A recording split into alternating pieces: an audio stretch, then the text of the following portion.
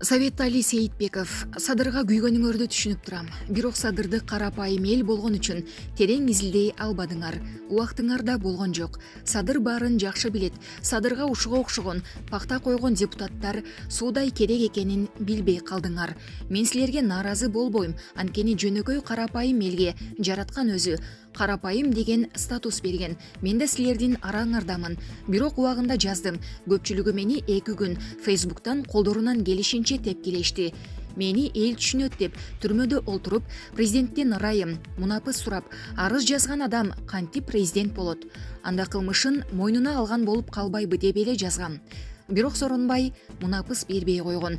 Сооронбай Текебаевка жеке мунапыс жазыңыз, мен токтоосуз бошотом дегенде, ал анда мен күнөөмдү мойнума алган болуп калам, ошол үчүн жазбайм деп арыз жазбай койгон. Антип шерменде болгондон көрө түрмөдө олтурамын деп өжөрлөнүп ынабай койгон. Чыныгы лидер уяттан көрө ушинтип өлүмдү тандайт. Силер кимди шайлап алганыңарды түшүнө турган күндөр, чачыңарды бирден жула турган күндөр алдыда деп Соц тармактын активдүү колдонуучусу Советали Сейитбеков жазып чыкты. Аманат Муканов. Президент кезинде оорудум дебей, агын актай, кызылын кызылдай шимирген Атамбаев азыр ок тийгенсип, соо жери жок экенин айтып, абактан ооруканага чыгууну көздөп атат. Бул анын эркиндикке чыгып, дарыланам деп чет өлкөгө кетип качуунун далалаты. Эгерде Атамбаев абактан ары чыгып кетсе, анда жараталган жана каза болгон аскерлердин убалы уктатпайт. Туугандары нааразычылык акцияларга чыгышы мүмкүн. Анан аягы басылбаган чоң чатактар ырбайт. Мамлекет олку-солку болуп турганда ызы-чуунун кимге кереги бар? Ошол үчүн Атамбаевди камактан чыгарбоо керек. Мыйзам баарына бирдей. Ансыз деле абакта эркелеп атат. Сотко кааласа келбей коет. Сотту өзү созуп атпайбы? Ошончолук өзүнүн ак экенине ишенсе, сотко келип, адекваттуу жооп берип, актыгын далилдебейби? Атамбаев канкор атка өзү конуп калып, Жээнбековду да ошол атка кондургусу келип далалаттанды. Ага далил. Октябрда башаламандыктын толкунунда түрмөдөн чыгар замат канча адам өлдү деп сураган. Ал оюнда кан төгүлүп, Жээнбеков анын тагдырын кайталайт деген. Ал эми ошол өлгөнүн каалаган карапайым элдин ыйы, күйүтү, санаасы ал үчүн бир тыйын.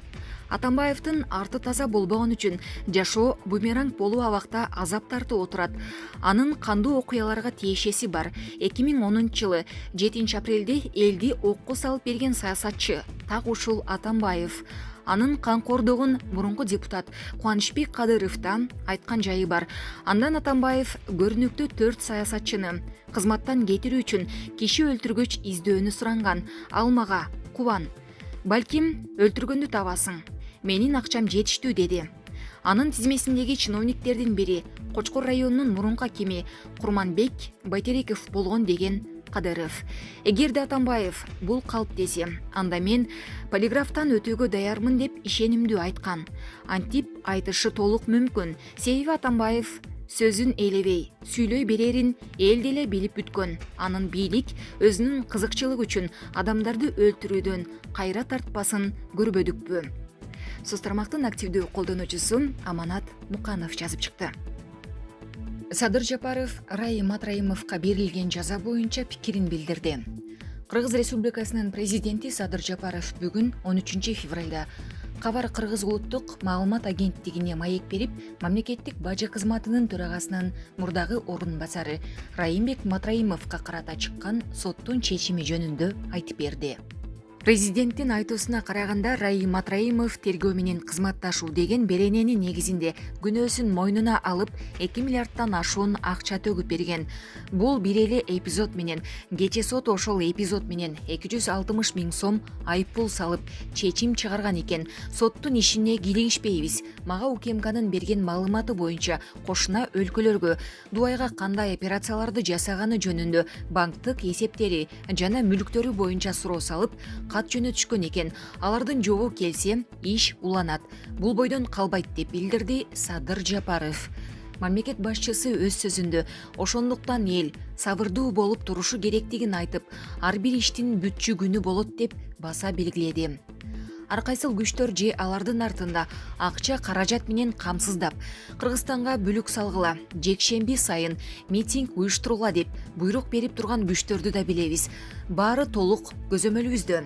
Ошолордун жетегине кирип кетпегиле. Башаламандык болуп кетсе, алар элдин тагдырына жооп бербейт, деди президент Садыр Жапаров. Булак медиа центр KG. Адахан Мадумаровго бийлик берилеби? Шайлоолордо Бүтүн Кыргызстан партиясынын лидери Адахан Мадумаровдун 100 000 шайлоочусу мында да өз добуштарын берген. Учурда коомчулукта шайлоодо таза күрөш жүргүзүп келген Мадумаровго кызмат берилүүсү талаш тартыштуу талкууга түштү. Акчанын күчүнө салып амалданбаган, административдик кара күчкө алдырбай, өзүнүн дарамети, билими, сөзү менен дайыма президенттик шайлоодо экинчи орунда келген Мадумаровдун тажрыйбасын пайдаланыш керек деген сөздөр байма-бай чыга баштады. Мадумаровдун өзүнүн айтуусунда ал өткөн президенттик шайлоону тааныбастыгын билдирсе, ошол эле учурда шайланган Садыр Жапаров анын душман эместигин белгилеп, атааңдаш болорун айткан. Булак аргумент KG. Марсель Осмонбеков: Раим Матраимов Кыргызстанга күнүгө 20-30 миллион доллар зыян келтирип жатат. Кыргызстанга кирген 1 килограмм жүктөн 1 доллар капчыгына түшөт. Мисалы айтсак, 1 килограмм кийимдин официалдуу түрдө бажы растамошкасы 2 доллар түссө, ошонун 70-80%-ин хоз товар же аралаш товар деп документтерди жасалгалап калганын капчыгына салат. Мунун бардыгы анын бажы системасындагы коюлган кадрлары, өкүл балдары жана аткезчилик менен алек болгон досторунун компаниялары аркылуу болот. Акчанын бардыгын легализациялоо үчүн Турция аркылуу чет элдик офшорлорго которулат. Убагында бул каналды Айыркен Саймаити көзөмөлдөп турган. Ортодо акчанын айынан ал кишини да жок кылды. Биз Манас аэропортунун офицерлери 6 ай бою УКМКга маалыматтарды берип турдук. Ал маалыматтарды азыр деле Камчыбек Ташиев мырзага жеткизбей жатышат.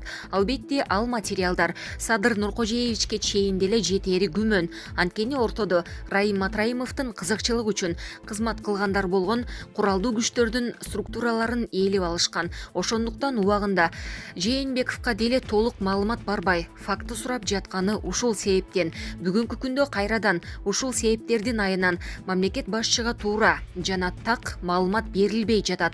Элди жана мамлекет башчыны көз боемочулук кылып турган ушул структуралардагы Раим Матраимовдун жакындары кылып жатат. Раим Матраимовдон жана анын шайкасынан кутулмайынча Кыргызстандын өнүгүү жолуна чоң жана ири масштабтагы тоскоолдук боло берет.